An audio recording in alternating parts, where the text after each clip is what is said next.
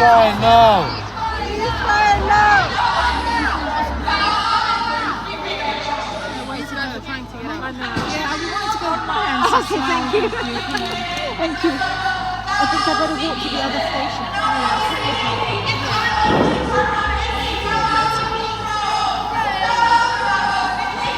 Sorry. Give it a squeeze.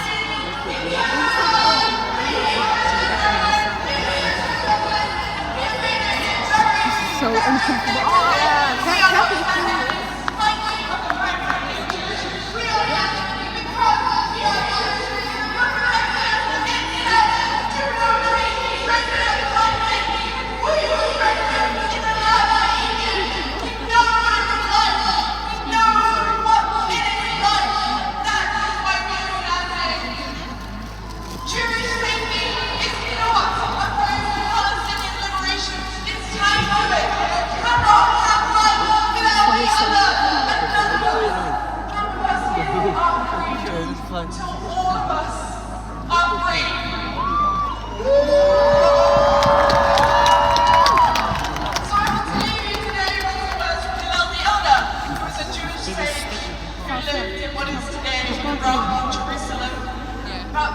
Just follow this one.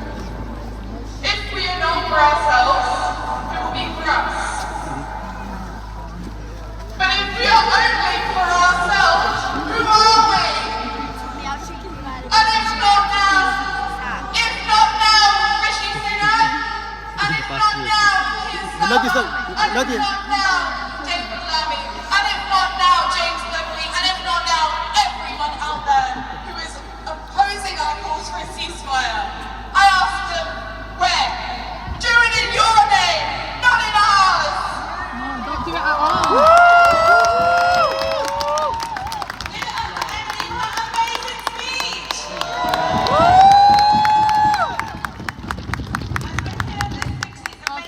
Inspirational speeches.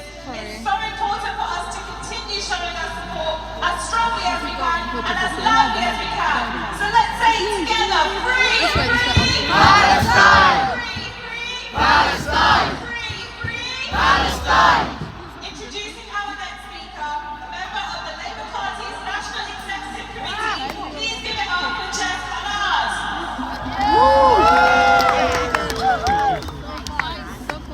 Thank you, London!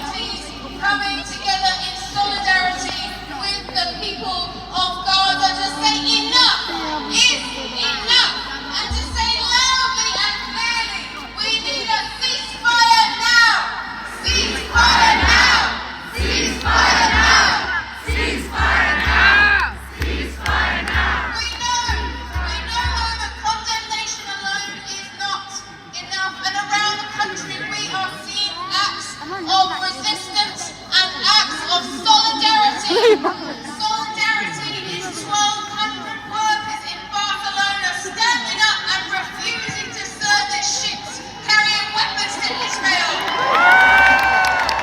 Solidarity is every major trade union in India, representing over 100 million workers calling on their government to scrap their agreement with Israel. And solidarity is hundreds of trade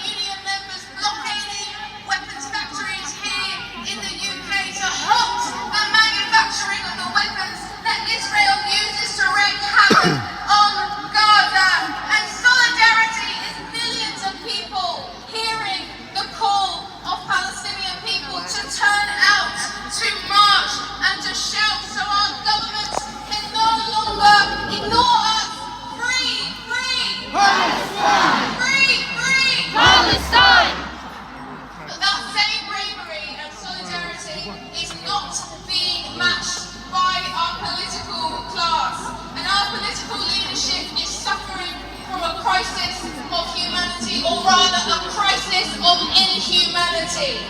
We are being failed by our political leaders who hide behind their Westminster walls while continuing to show unyielding support to Israel and its far-right government. And let's be clear, every week, every day, and every hour, and every minute that this bombardment is allowed to continue, thousands more lives are lost and futures are stolen. And it robs those who wish to live full lives in their homeland of that right. It robs parents from their children and children from their parents. It robs children of the chance to grow up listening to cheers of laughter, and instead they hear cries of fear. And we can never forgive those who continue to ignore our call for a ceasefire. But thanks to you, we are seeing that politicians are being forced to confront the horrors that they have witnessed and accept our calls for a ceasefire. Just last night, President Macron called on Israel to stop killing Gaza's women and babies, and he said there is no justification for the bombing, and he is right. And those politicians still cheering on the bombing, or those complicit in their failure to condemn and their sons, including Keir Starmer, the leader of my own party, should be ashamed. So it is up to us to hold their feet to the flame, to confront them at every single opportunity with the hell that is being unleashed on innocent men, women and children. It is not enough for our politicians just to follow the American line. We deserve more than that. The people of Gaza deserve more than that. The children of Gaza deserve more than that. So it's time they listen to the people, and we, the people, will not be intimidated or bullied into silence. We will stand up in solidarity with Palestine. And the message I want to leave with you today is one of empowerment. Knowing we can take action to save lives in Gaza. We can interrupt and disrupt the production of weapons made in this country. We can and we will build a free Palestine. Free, free! Free, free! Free, free! Thanks very much to Jazz. Now, today on the streets of London, there are more than 750,000 of us here today. And we are here because we know that the freedom of Palestine is the freedom of everyone. Our next speaker has always fought for the freedom of everyone. And that's why it's no surprise that he has always fought for the freedom of Palestine. Please give a very warm welcome to the People's Prime Minister, Mr. Jeremy Corbyn.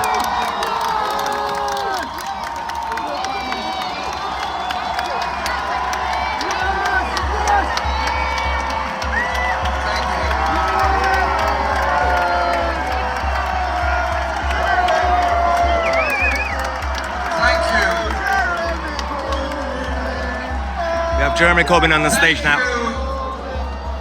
Thank you to the organisers of this wonderful march. Thank you to all of you, every single one of you, that have made their way here from every part of this country. I was in Coventry on Thursday night. The main discussion was, how do you hire a coach to get to London on Saturday? And that discussion was repeated in towns and cities all over the country. And over 750,000 of us are here today in solidarity with the people of Palestine. Yes. And they said we shouldn't be marching on Remembrance Weekend. Well, I simply say this: we march in memory of all those that have died in all wars, in all conflicts. And we march today for a ceasefire to save life in Gaza as well for the future, and give a future to the Palestinian people. Yes! Suella Braverman and Rishi Sunak tried to prevent this march taking place. They tried to say that we couldn't have a demonstration in London. But to the credit of the organisers of today's fantastic march, they simply said no. Tony Benn once said the most powerful word in politics is no.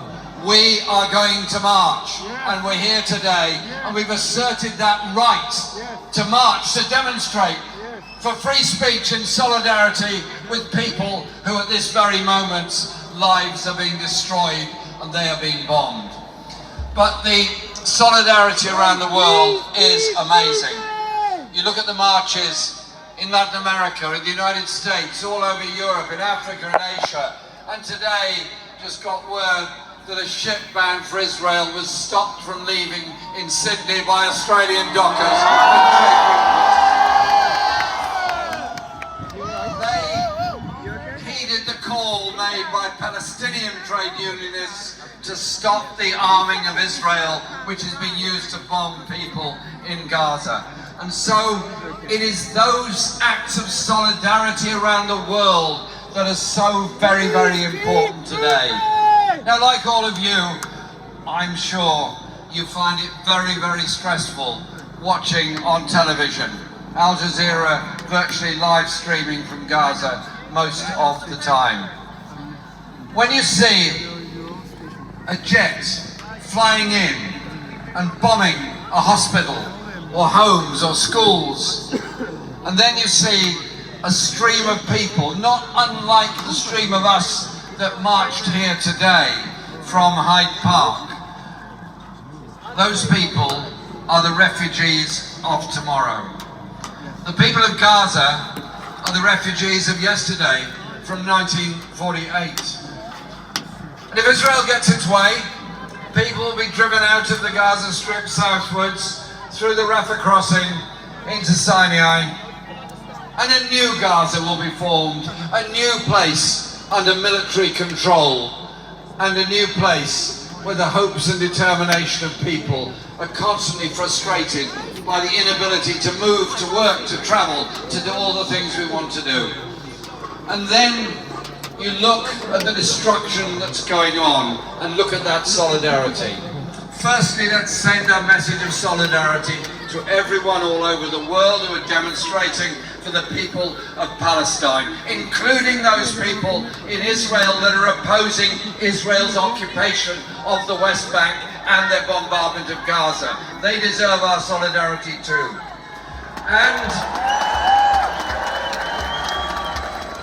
then think of the 10,000 who have died already, including 4,000 children. The teachers who died and will never teach again. The doctors who cared for people will never get that chance again. The poets, the writers, the engineers, the street cleaners, the taxi drivers, all those lives snuffed out. And then think of the children that are dying, who will never see another summer, will never learn to music, never learn sport, never learn the joys of life.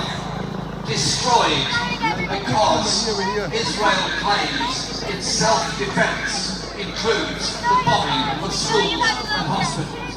We say no, absolutely no. The lives of Palestinian people come first. Therefore, a ceasefire has to be demanded.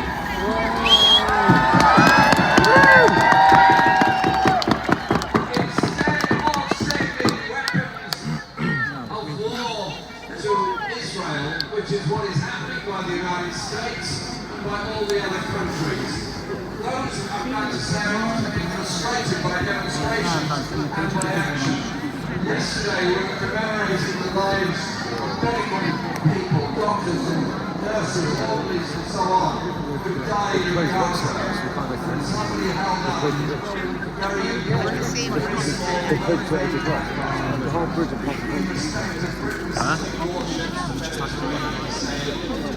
don't send warships, send